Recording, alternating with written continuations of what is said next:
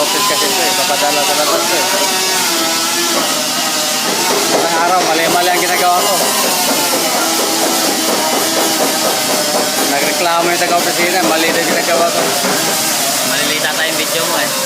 Oo, mali. Eh, di ako sanay hindi magamit dito. Ngayon lang ako natuto dito. Dapat maka 1 minute na lang. Oo. Sa akin, basta natutok, siya agad eh.